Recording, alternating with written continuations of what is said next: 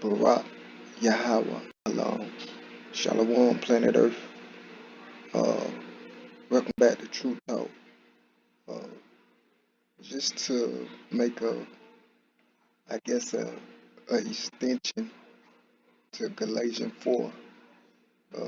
When I uh, made the video, I had it in my mind to put this in a video, but to share this information. And for whatever reason, it slipped my mind. But I think it's important, so I'm not going to take up your time. I'm just going to use uh, this little time to explain Galatians chapter 1, verse 10, when it says, "You observe days, months, and times and years." To further prove that Paul was not talking about the Most High holy days, but he was talking about the worldly days. One of the best way to prove it is Paul himself kept the holy days, just as I proved that Paul himself had circumcised and not against the Torah. So Paul was never against the Torah. He himself kept the feast days, and here's one example of witness. First Galatians chapter 5. We're going to go at verse 7. It said, "Purge out therefore the old leaven, that you may be a new lump, as you are unleavened. For even Christ our Passover is sacrificed for us." So he explained what the Passover is all about, that just as way in Egypt, when they slayed the lamb and put the blood on the blood post, and they was passed over or quote unquote saved, that it was by the blood of the lamb that they were saved, and that represent Christ. So when we celebrate Passover, we represent Christ and what he did for our ancestor, not just in Egypt, but on the cross, by allowing for when the day of reckoning comes, those who believe and is covered by his blood, we will be passed over. But look what he says in verse 8. He said, "Let us keep the feast." I'm going to say that again. He said, "Therefore let us keep the feast, not in the old leaven, neither with leaven of malice or wickedness, but in the unleavened bread of sincerity and truth." So those of us that keep the unleavened feast, we don't just keep it in the old way. In the old way, it was get all the leaven out your house. But we understand the deeper meaning behind it now, because we have the Ruach. And when it says get the leaven out your house for 7 days, it's saying get all the sin out you. Get all the wickedness out of you. Get all, remember, because the children of Egypt was coming, the children of Israel was coming out of Egypt. They had a lot of dirty practices with them, and they wasn't used to serving the Most High. So they had a lot of stuff they had to get out of their system and out of their lifestyle to be able to walk before the Most High.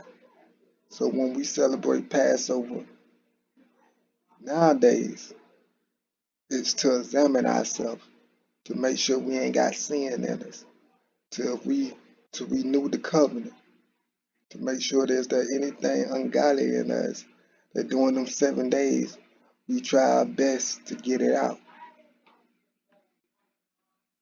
And it's a beautiful holy day. And it's not about us and what we can do for ourselves. It's about praising the Most High. And we truly rejoice and be renewed and get the Most High His glory. And we truly rejoice and have fun in the Most High. It's like no other feeling. You can't get that out of Christmas or Thanksgiving. That's just a vibe around self and flesh. But let's go on to Acts chapter 20, verse 6. It says, and we sail, and this is Paul talking, same Paul that y'all want to say against the Most High in his holy days.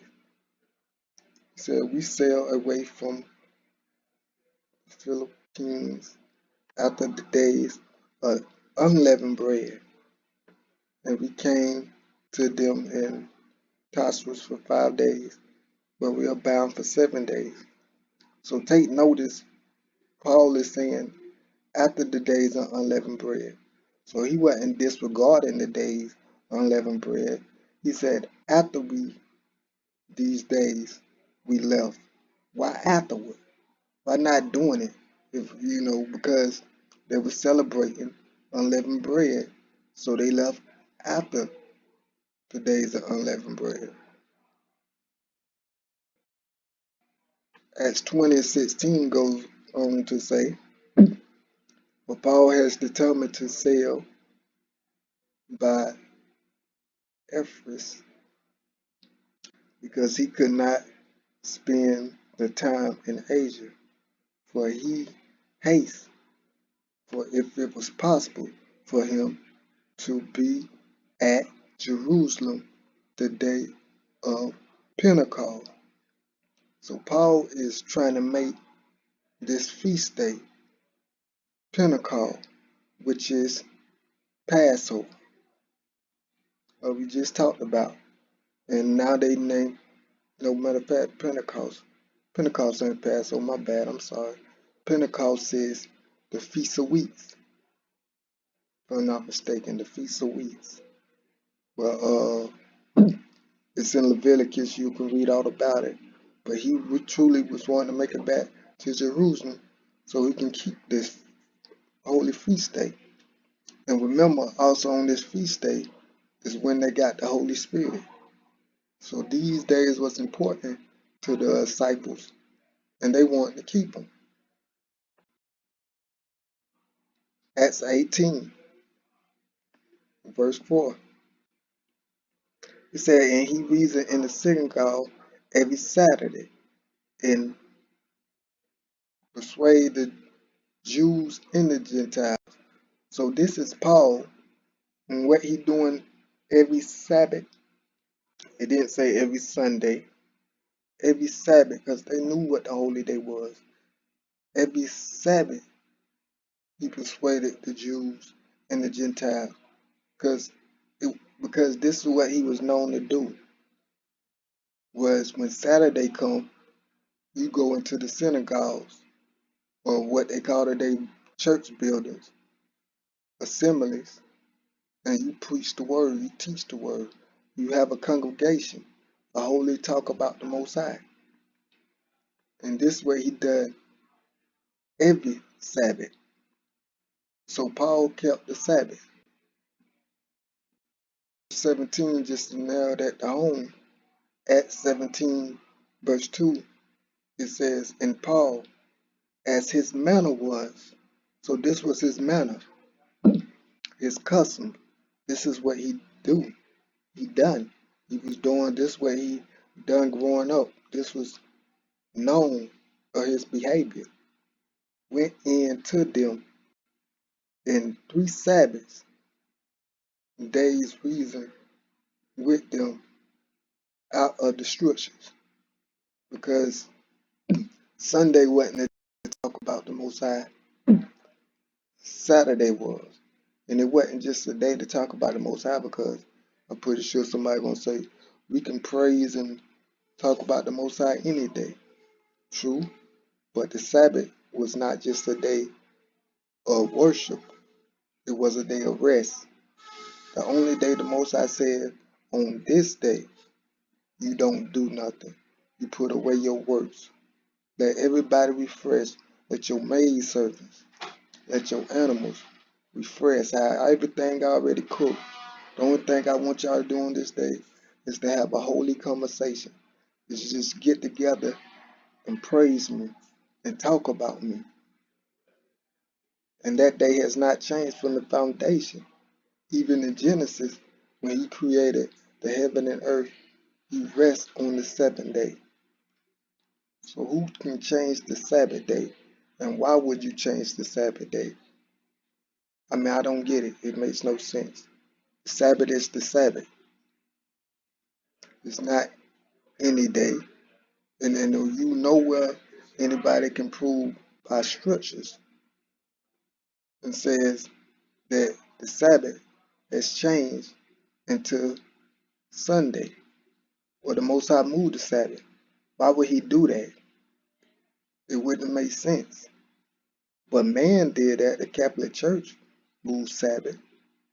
But then we get these religion folks that's taught this religion, and they make you feel good, and they say, well, it's any day. We can serve the Most High any day. But did the Most High say that? Did the Bible say that? And they come up with these doctrines where they condemn people that do keep the holy days, and then themselves keep pagan days, and they act like they righteous. It's crazy because it's really calling wrong right and right wrong. It's like, hey, y'all obeying the Most High. Y'all doing it wrong. We disobeying the Most High. We doing it right. But yeah, just wanted to share that, family. That Paul kept the feast days, the holy days, and there's many more scriptures I could show y'all, but I'm not. Uh, do your due diligence. Even Paul was talking about we must keep the practices that we were growing up on, and that we was taught. And he's not talking about the elements of this world, the weak things of this world that could not save us, but the things that really bring us closer to the Most High, that really have a meaning, that when we celebrate is really for a deeper meaning, and the joy is like no other. So, and trust me, it ain't no Christmas joy. When you celebrate the Passover or either of these holy days of the Most High, you really rejoice in the Most High. You really give Him praise, and you enjoy doing it. And it's a freedom and a burden that's lifted. I can't wait that every Saturday so I can just rest and talk about the Most High. 6 days He gave us to work, but that 7th day He made it for us to be able to just relax and put work aside and not worry about laboring for anybody and just give the Most High praise. That's rest and joy in itself that you'll never understand or find. You know, to those that are lost, the Sabbath is a burden. Because when I first came in the truth, to keep the Sabbath, it was like a burden. It was like, oh, what do I have to do on this day? It's like, man, I got it on the Sabbath. I can't do this. I gotta do this. But I dedicated. I wanted to please the Most High, and it wasn't even maybe 3 months to, man, I was looking forward to the Sabbath. I was looking forward to have a holy conversation. I was looking forward to say, man, I ain't doing nothing. This is Sabbath. I'm resting. I'm kicking my feet up. This day was made for me. It became not a burden, but a gift of the Most High, as it was from the beginning and is to us. So, till then, Shalom.